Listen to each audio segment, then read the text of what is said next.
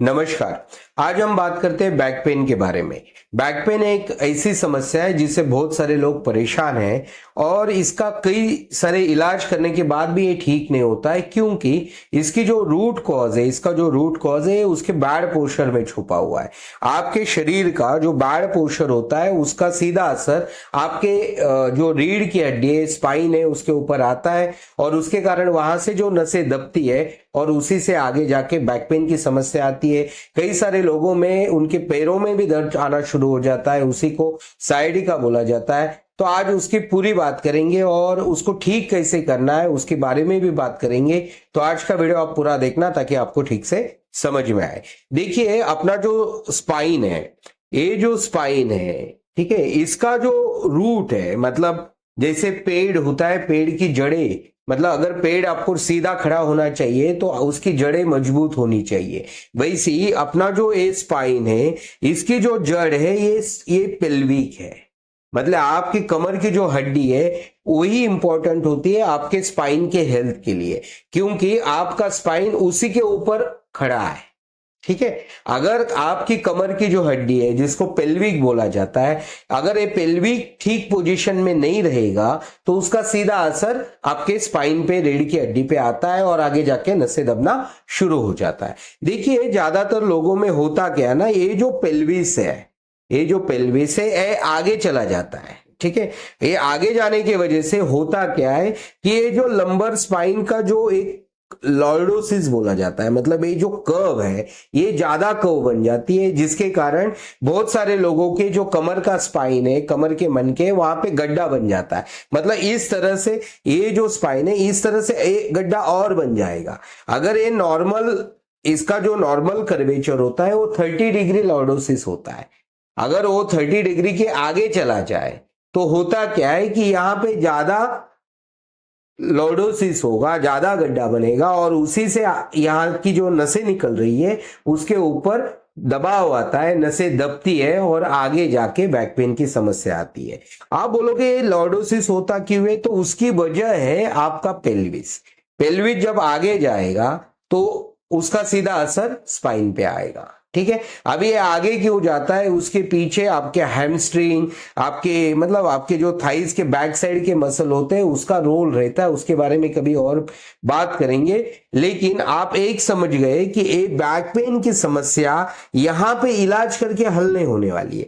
आपको ये पेल्विस को जगह पे लाना होगा। जब पेल्विस उसकी जगह पे आएगा तो स्पाइन का जो लॉर्डोसिस है, स्पाइन का जो कर्वेचर है वो अपने आप नॉर्मल कर्वेचर होगा, 30 डिग्री कर्वेचर होगा। जैसे ही वो 30 डिग्री कर्वेचर हो जाएगा तो वहां से जो नसें निकल रही है उसके ऊपर जो प्रेशर आ रहा है वो नहीं आएगा और अपने आप नसें अपना काम ठीक से करेगी और बैक पेन की समस्या से आपका परमानेंट उससे छुटकारा हो सकता है। दूसरा, आपके स्पाइन के आजू बाजू जो मसल है वो भी टाइट हो जाते हैं, क्योंकि आपका स्पाइन में गड्ढा बन जाता है। जैसे ही आपका स्पाइन का जो लॉर्डोसिस है नॉर्मल कर्वेचर में आ जाएगा, वैसे ही वो मसल के ऊपर जो एक्स्ट्रा तनाव है वो कम हो जाएगा, उसका सीधा असर आपकी स्पाइन की नसें पे आएगा और ये सब तभी ठीक होगा जब आपका पेल्विस, उसका जो एंटीरियर, मतलब जब आगे चला जाता है उसी को एंटीरियर पेल्विक टिल्ट बोलते हैं। जब पेल्विस उसका नॉर्मल न्यूट्रल पोजीशन में रहेगा तभी ये सब कुछ ठीक हो सकता है। और ज्यादातर लोग क्या कर रहे हैं, ये वैसे ही रख रहे हैं, पेल्विस के ऊपर किसी का ध्यान नहीं, सब स्पाइन के ऊपर ध्यान दे रहे, इसी को ट्रीटमेंट ले रहे, इसी के लिए पेन किलर खा रहे। और कई सारे लोग ऐसे सालों साल पेन किलर खा के उनका लीवर, किडनी के ऊपर बुरा प्रभाव दिख रहा है। तो आप क्या कर सकते हो, इसका सही करने का इलाज क्या है उसके बारे में अभी बात करते हैं। इसके लिए सबसे अच्छा इलाज है कि इसके लिए एक मतलब मसाज ऑयल होता है। जो स्पाइन का जो प्रेशर है, जो लॉर्डोसिस है, वो वहां के जो मसल है जिस पे तनाव है एक्स्ट्रा, उसको कम करने के लिए वो ऑयल से अगर आप मसाज करोगे तो यहाँ के मसल लूज होंगे, स्पाइन के ऊपर एक्स्ट्रा जो प्रेशर है वो कम हो जाएगा। और साथ में अगर आप कुछ दवाइयां, आयुर्वेदिक दवाइयां लेते हो, जिसका आपके जो पेट में, आयुर्वेद में बोला गया है कि शरीर में जब वात बढ़ता है तब ये सब चीजें होती है। और वात आता कहां से, आपके पेट का जो डाइजेशन है वो खराब होने की वजह से, खराब होने के कारण पेट में थोड़ा थोड़ा गैस बनता है, जिसका असर स्पाइन की नसें पे आता है, वात बढ़ता है। तो वात कम करने वाली आयुर्वेदिक दवाइयां और उसको मसाज करने वाला मसाज तेल, और साथ में अगर आप ब्रीदिंग टेक्निक्स करते हो तो आपको रिजल्ट बहुत जल्दी मिलेगा।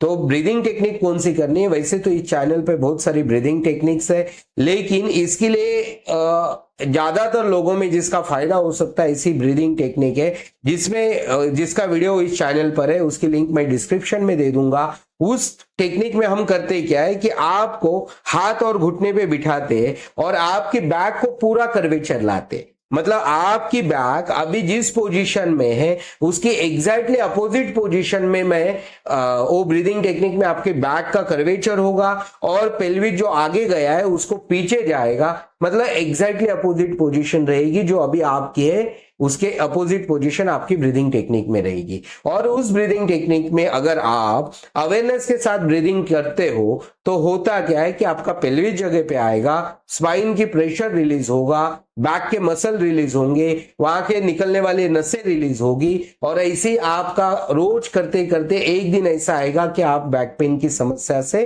पूर्णतः मुक्ति पा सकते हो। तो वैसी आयुर्वेदिक ट्रीटमेंट या आपके शरीर का पोषण का एनालिसिस आप करना चाहते हो तो आप हमसे संपर्क कर सकते हो।